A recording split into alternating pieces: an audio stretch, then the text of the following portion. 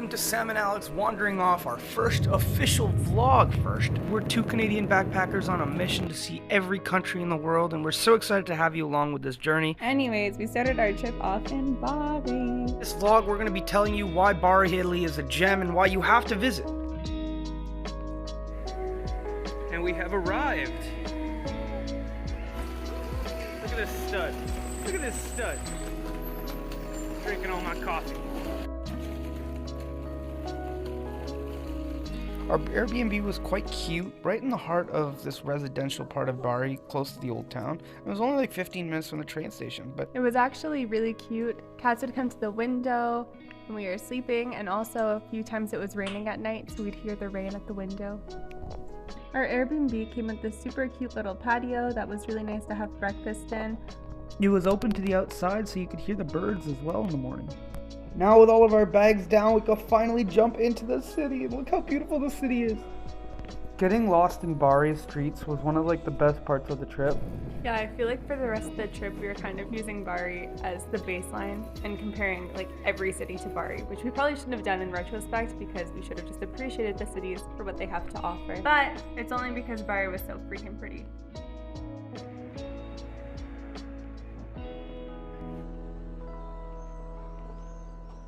Already shoe shopping. It was raining all day this morning. And now it is simply not raining. From the shopping district to the residential area in Bari's labyrinth old town, where you could just get lost in the old tiny streets, Bari had its own flair. The street food culture was also pretty prominent. Honestly, they had a bunch of little shops like this that were always selling Bari-made goods, like orecchiette. We actually got to see some nonnas making them with their thumbs. These little ear-shaped pastas that are native to Bari, made with so much love on the streets. It's going to be one of the dishes that we show in our food vlog, so watch out for that. One of the things we got to try was terele. Sam's gonna try his first terele. We got the spicy kind. I feel like it's insulting to say it's like a pretzel without the hard outside, but it's basically just like a very dense, crunchy breadstick. And spicy, it's good. It's good? Mm-hmm.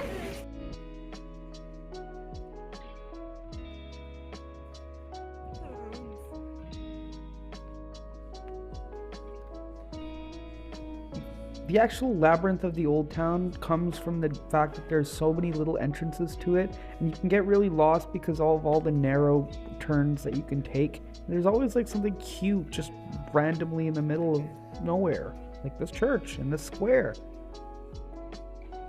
Alex and I actually had a very, very nice experience here.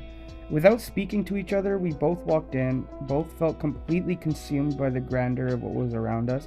And then we both walked out in tears. Something about the fact that it's been around for centuries, and we had the privilege to be there in that moment and experience it. Leave it to Italy to make you feel all ooey gooey about churches. That's fair. That's fair. But some moments just surpass words. The church was built in 1292.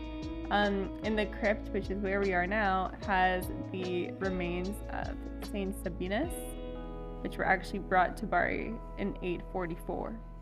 So it's very old. Honestly, you can't miss this on your way here. It's really worth spending the time inside. Right outside, there's a square with a ton of nice cafes and street food. We'll talk more about that in our food vlog. Subscribe so you don't miss it. Next up, we have Castello Svevo, which was built in 1132. It's surrounded by a moat, which at the time bordered the sea, which is really crazy now that I think of it, because the sea is not touching the moat nowadays.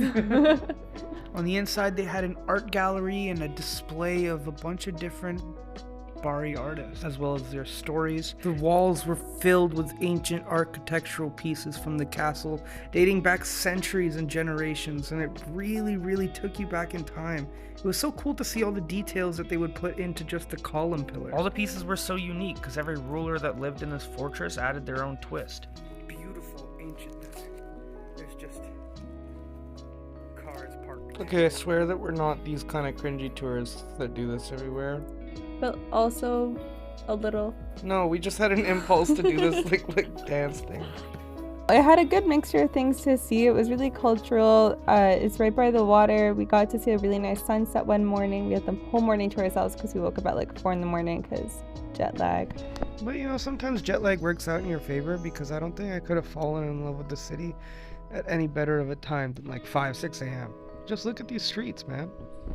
Now, when you think of Italy, you don't think of a town like Bari. You think of like Milan or Venice or Rome, something like big and grand. But there's something beautiful about capturing centuries of the past in like small towns like this, which pack so much history. Because they're not super touristy and it's not packed with people from around the world all the time, it loses some of those people that try to capitalize on the tourism. This gives you a bit of a more authentic experience of how it's like to live as a local in Italy, and I'm starting to realize that these kind of towns are my favorite. Honestly, I think my favorite part of Bari was the food, and we didn't even get into it in this video. Honestly, we can make endless Bari food videos. Between those and the day trips that you can take from this town, you simply cannot miss Bari.